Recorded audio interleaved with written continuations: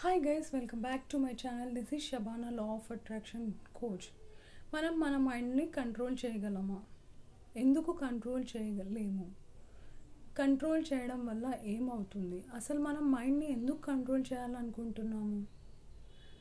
ఎందుకంటే మైండ్ మన బ్యాక్గ్రౌండ్లో 24/7 మాట్లాడుతూనే ఉంటుంది. అది మీ పాస్ట్ అయినా లేదా మీ ఫ్యూచర్ అయినా, ప్రజెంట్లో ఎప్పుడూ మైండ్ ఉండదు. మోస్ట్లీ మనుషులందరూ మన పాస్ట్లో ఉంటారు, అది కూడా నెగిటివ్స్ పైన ఎక్కువ ఉంటారు. ఫర్ ఎగ్జాంపుల్, మనము ఎవరైనా మనల్ని తిట్టారు అనుకుందాం, బాగా తిట్టారు. సో మనం ఏం చేస్తాము? ఆ టైంలో ఊరికే ఉంటామా? ఉండం. వాళ్ళు చెప్పేదానికి మళ్ళీ రెట్టింపు 2 ఆన్సర్లు మనం ఇస్తాం. ఆ టైంలో ఏం జరుగుతుంది? ఎప్పుడైనా మీరు మీ మైండ్ పైన ఫోకస్ చేశారా? అసలు ఈసారి ఎప్పుడైనా ట్రై చేసి చూడండి. అవతల వాళ్ళు మనల్ని అనేటప్పుడు ఫస్ట్ మీ మైండ్లో ఆన్సర్లు క్రియేట్ అవుతాయి. అంటే వాళ్ళు మనల్ని తిడుతూ ఉంటే దానికి రెట్టింపుగా సమాధానాలు వస్తూ ఉంటాయి. అయినా మనం కంట్రోల్గా ఉంటాం, ఎందుకంటే ఆర్గ్యూ చెయ్యాలి అని అనుకోము. బట్ ఏం జరుగుతుందంటే మన మైండ్ మనల్ని వెనక నుంచి ఎంకరేజ్ చేస్తూ ఉంటుంది అనమాట. తిట్టు, వీళ్ళు ఈ డైలాగ్ కొట్టినారు కదా, దీనికి ఈ డైలాగ్ కొట్టు, నువ్వు ఎందుకు వింటున్నావు అనవసరంగా అని చెప్పి మనకి బ్యాక్ సైడ్ నుంచి మైండ్ తోస్తూ ఉంటుంది అనమాట. ఒకానొక పాయింట్లో మనం బర్స్ట్ అయిపోతాం. అది మరి చిన్న టైం డ్యూరేషనే ఉంటుంది, ఎక్కువ ఏమి ఉండదు అనమాట. వాళ్ళ మీద మనం పడిపోయి వాళ్ళని రెట్టింపు తిట్టేస్తాం. తర్వాత ఏం జరుగుతుంది? మనం ఆలోచిస్తాం, అరే అనవసరంగా తిట్టామే, వాళ్ళు ఇంతే చెప్పారు, బట్ నేను అంతకు మించి వాళ్ళని తిట్టాను అని గిల్ట్ ఫీల్ అవుతాం. సో ఎలా అయితే మన మైండ్ నెగిటివ్ బ్యాక్గ్రౌండ్ నుంచి ఎంకరేజ్ చేస్తుందో తిట్టు వాళ్ళనని, అలాగే పాజిటివిటీని కూడా మనల్ని లోపల నుంచి ఎంకరేజ్ చేస్తుంది అనమాట. నువ్వు ఇలా చెయ్యకు, ఈ టైంలో ఇలానే ఉండు అని. అది ఎప్పుడు జరుగుతుందంటే మన ఇన్పుట్ ఏదైతే ఉంటుందో అది పాజిటివ్ అయి ఉండాలి. ఇప్పుడు మీరు సిస్టంలో ఏదైతే ఇన్పుట్ ఇస్తారో అదే అవుట్పుట్ వస్తుంది, అవునా? ఇంకేమైనా వస్తుందా? పోనీ మీరు ఒక తోట వేయాలనుకున్నారు, అందులో అన్ని మామిడి విత్తనాలు వేశారు, కానీ వేప చెట్లు వస్తాయా? లేదు. మీరు ఏదైతే వేసింటారో అదే మొలకెత్తుతుంది కదా, అదే చెట్టు అవుతుంది. మీరు మామిడి విత్తనాలు వేస్తే మామిడి చెట్టు, వేప విత్తనాలు వేస్తే వేప చెట్టు వస్తుంది. ఇన్ ద సేమ్ వే మీరు ఇన్పుట్ ఏదైతే ఇస్తారో మీ మైండ్కి, నేనైతే అబ్జర్వ్ చేశాను, ఈసారి మీరు కూడా చేసి చూడండి, గమనించండి.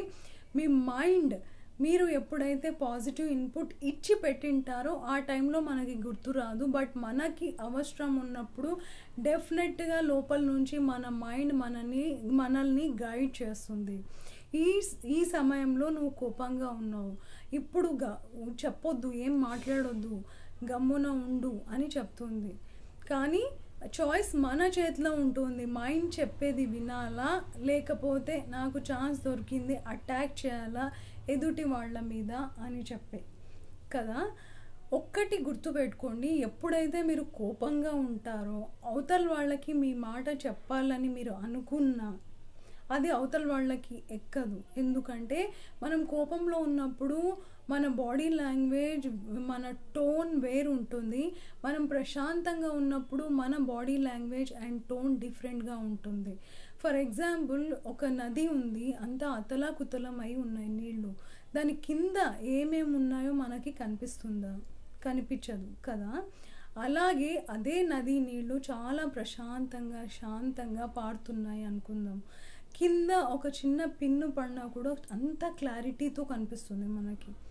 అలాగే సేమ్ టు సేమ్ మన మైండ్ ఎప్పుడైతే ప్రశాంతంగా ఉంటుందో అప్పుడు మన వే ఆఫ్ టాకింగ్, మన బిహేవియర్ వేరు ఉంటుంది అవతల వాళ్ళతో.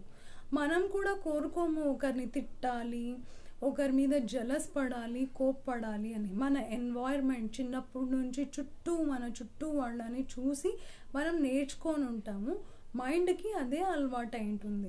సో ఈ ప్యాటర్న్ని మనం బ్రేక్ చేసి ఏం చేయాలి?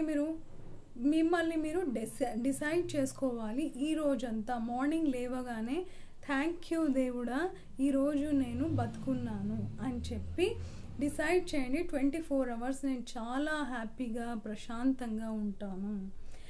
సిచ్యువేషన్ ఏదైనా సరే, అవతల వాళ్ళు చచ్చిపోతున్నా కూడా నేను ప్రశాంతంగా ఉంటాను, ప్రశాంతంగా హ్యాండిల్ చేస్తా. ఏ సిచ్యువేషన్ అయినా హ్యాపీగా హ్యాండిల్ చేస్తాం. హ్యాపీనెస్ అంటే అవతల వాళ్ళు ప్రాబ్లంలో ఉంటే మనం హీ అని నవ్వడం కాదండి, మీ మనసు లోపల నుంచి ప్రశాంతంగా ఉండటం అన్నమాట.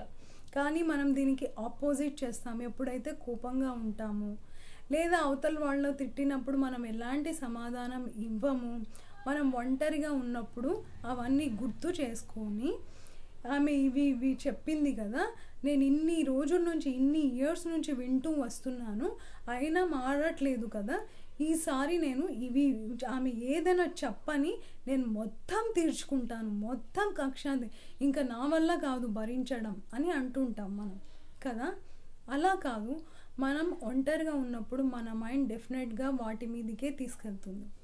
మనం ఫోకస్ మార్చాలి. మనకి ఇష్టమైన బుక్స్, ఇష్టమైన మూవీ లేదా మ్యూజిక్ వినాలి, లేదా ఇంకేమైనా ఇష్టం ఉంటే పెయింటింగ్ చేయడం ఇష్టం ఉంటే పెయింటింగ్ మీద ఫోకస్ పెట్టండి. మన మైండ్ ఒక చిన్న బేబీ మాదిరి అన్నమాట. అది చిన్నప్పటి నుంచి మనకి నెగిటివ్ ఎన్వైరన్మెంట్లో ఉండి నెగిటివ్ ఫీడ్బ్యాక్ తీసుకొని అది నెగిటివే చూపిస్తుంది. కానీ మనం మన మైండ్ని సంధాయించుకోవాలి. అట్లా కాదు నాన్న, ఇప్పుడు జరిగిన సిచ్యువేషను ఇది వేస్ట్, డిలీట్ చేసేసాయి, నువ్వు దాని గురించి ఎందుకు ఆలోచిస్తున్నాను, హ్యాపీగా ప్రశాంతంగా ఉండు అని చెప్పాలి. అప్పటికి మీ మైండ్ కామ్ అయిపోతుంది. కానీ మరీ కొంతసేపటికి మీ మైండ్ మళ్ళీ గుర్తు చేస్తుంది. దానికి మళ్ళీ మీరు సమాధానం ఇవ్వాలి. 10 సార్లు గుర్తు చేస్తే 10 సార్లు, 11వ అదే అలసిపోతుంది, అబ్బా ఈమె ఇంట్రెస్ట్ చూపించట్లేదు అని. ఎప్పుడైతే నువ్వు మైండ్ ఏమేమి చూపిస్తుందో దాని ప్రకారం వెళ్తూ ఉంటే ఒక ఊబిలో చిక్కుకుంటాం. మనం ఊబిలో చిక్కుకొని ఏం చేస్తాము, నెగిటివిటీలోకి వెళ్ళిపోతుంటాము. ఆ మనిషి కనిపించిన కోపాలు, గ్రడ్జెస్ అవతల వాళ్ళు చెప్పి వెళ్ళిపోతారు అంతే. కానీ దాన్ని హోల్డ్ చేసుకొని పట్టుకొని ఉంది మనం పట్టుకొని ఉండడం వల్ల ఏం వస్తుంది, ఫ్రస్ట్రేషన్, ఇరిటేషన్, కోపం. దీనివల్ల లోపల వైరింగ్ అంతా నెగిటివ్ వైరింగ్ గట్టిగా అయిపోతుంది అన్నమాట.